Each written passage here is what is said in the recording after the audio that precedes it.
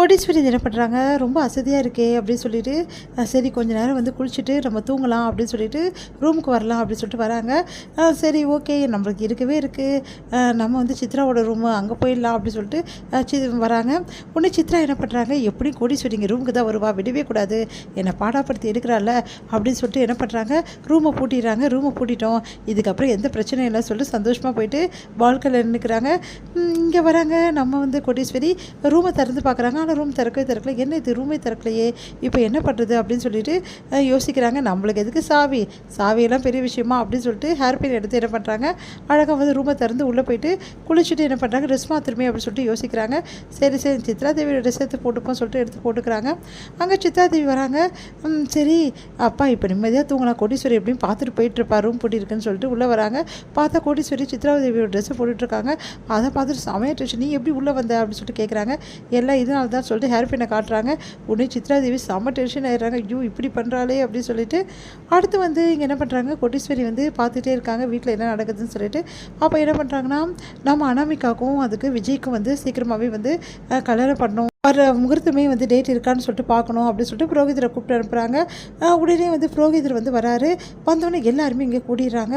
அப்போ வந்து பிரபா என்ன பண்ணுறாங்கன்னா, ட்ரெஸ் கொடுக்கறதுக்காக வந்து வராங்க.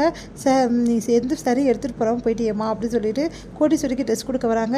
அப்போ வந்து பிரபா வந்து வெளியே நிற்கிறத பார்த்துட்டு விஜய் வந்து உள்ளே கூப்பிட்றாரு. விஜய் வந்து வேணாம் அப்படின்னு சொல்லிட்டு அவாய்ட் பண்ணுறாங்க பிரபா.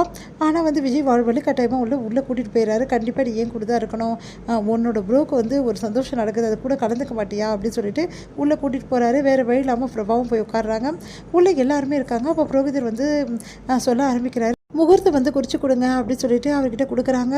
உடனே பொண்ணோட ஜாதகத்தையும் மாப்பிள்ளை ஜாதகத்தையும் பார்த்துட்டு இவங்க 2 பேருக்கு செட்டே ஆகாது, ஒரு வேளை கல்யாணம் பண்ணால் மாங்கனி தோஷம் இந்த பொண்ணுக்கு இருக்குது, அதனால் வந்து கல்யாணம் நிலைக்காது அப்படின்ற மாதிரி சொல்கிறாங்க. அதை கேட்டு எல்லாருமே அதிர்ச்சி அடைகிறாங்க.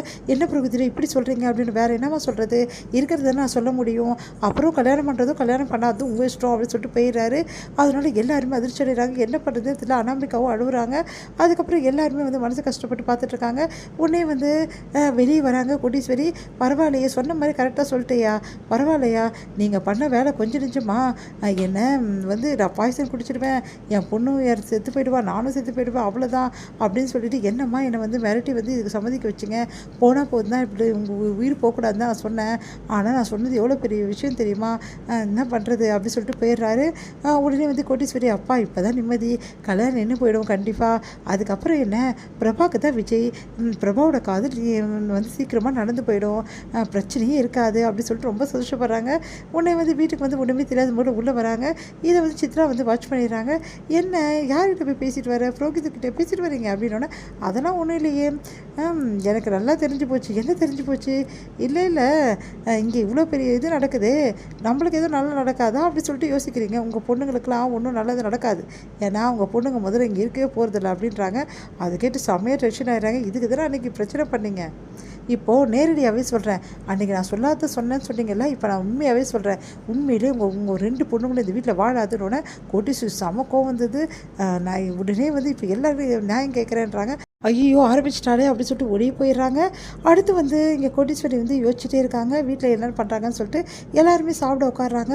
அப்போ வந்து இந்த மாதிரி இந்த கல்யாணம் வேணாம், ஏன்னா என் பையனோட வாழ்க்கை எனக்கு முக்கியம் இல்லையா அப்படின்னு சொல்லிட்டு சொல்லிட்டு இருக்காங்க காயத்ரி எல்லாருமே. அதை பார்த்து வந்து விஜய் வந்து மனசு கஷ்டப்படுறாரு. சரிடா விட்டுறா, இதெல்லாம் ஒரு பெரிய விஷயமா, கண்டிப்பாக கல்யாணம் நடக்குன்னு சொல்கிறாரு சூர்யா. இது முடியுது.